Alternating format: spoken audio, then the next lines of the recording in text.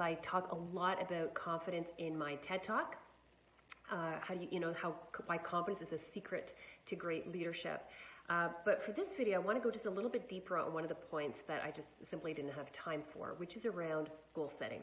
So let's just back up. There's two things I really want to highlight for you. What is confidence and why goal setting is so important in terms of boosting confidence. So if you've seen my TED Talk, you would have heard me say that confidence, all it is, it's our mindset. It's the attitudes that we have about ourselves, and how we think about ourselves affects how we feel about ourselves, which affects our decision making. And so it gets like this domino effect. And so it's really important for our self-confidence that we're really mindful, making sure that those thoughts inside of our head are really positive and very nurturing and very empowering. Okay, so that was kind of a huge piece of my TED Talk.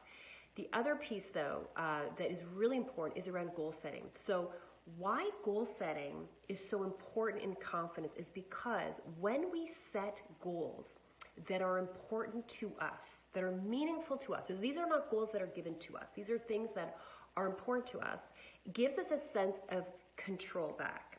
So when people are struggling with confidence, what happens is they often play the victim. Life is happening to me, I can't do anything about it. So they tend to play the victim. And when you're actually boosting your self-confidence, it's very important that you start taking responsibility for your life. Nobody else can give you confidence. You are the one that is responsible to kind of start boosting your own self-confidence. And so it's very important that you kind of give yourself that power back. And so that's what goal setting does. And so it builds what they call self-efficacy, which basically means when I set goals that are important to me, I'm taking the control back. So instead of like playing the victim and life is happening to me, when I set goals, I'm kind of taking that control back. And in that process, it is extremely empowering for people. So how then do we set goals well? Okay, so a couple things really quick. Make sure that the goals are stretching but realistic. Make sure that they are things that are important to you, okay?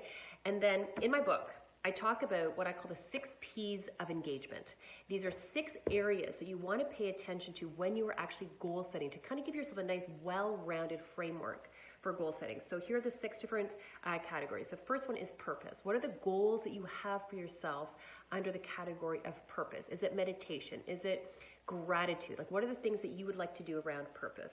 The second one is professional or education. What are the goals that you have for yourself around this category?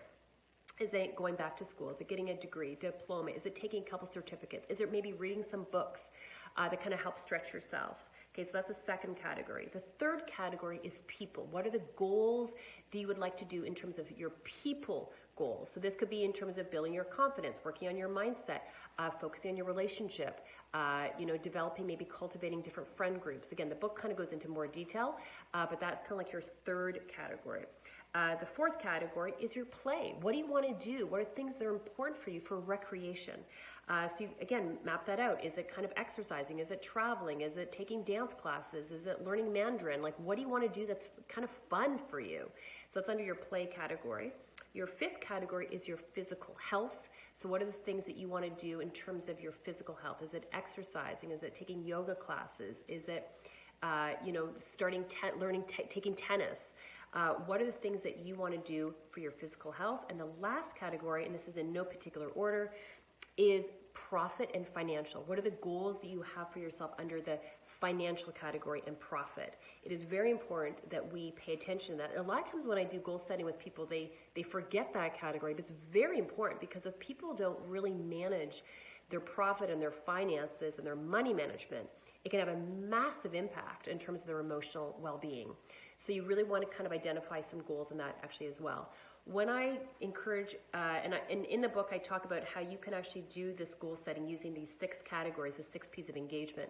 You can do it as an individual, you can actually do it as a team, and you can actually do it as an organization. And in the book I kind of give examples of all of the above. The key thing here though is to make your roadmap. Okay, and I do this as a professional, I do this with my team, I do this with my family, and you want to do this at least once a year. And this is creating your roadmap on things that are important to you.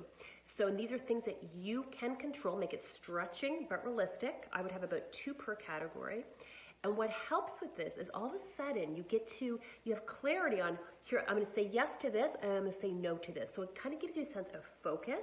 It gives you a sense of empowerment. It gets you to take responsibility for your life. So instead of like life happening to you, you're now going to start doing something about it.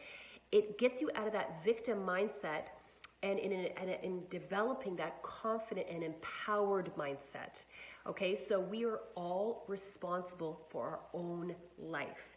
And so that's why goal setting, as long as it's done well, we want to strive for excellence, not perfection. As long as we do it well, this is the starting point of actually starting to build our confidence. So once you have your roadmap, then I would actually encourage you to look over all those different goals, focus on one at a time, start easy to kind of create momentum, start really, really easy with yourself. And once we start making progress, that's when we start feeling better about ourselves, and then we can kind of like tackle the next one. So it's a process, and share it with somebody, maybe one or two people that are safe, that are encouraging, that can really kind of champion you as you're working towards your 6 Ps, you're working towards your goal setting. And I think as you kind of create that roadmap, you'll have a sense of power in a really healthy way to take action for your life.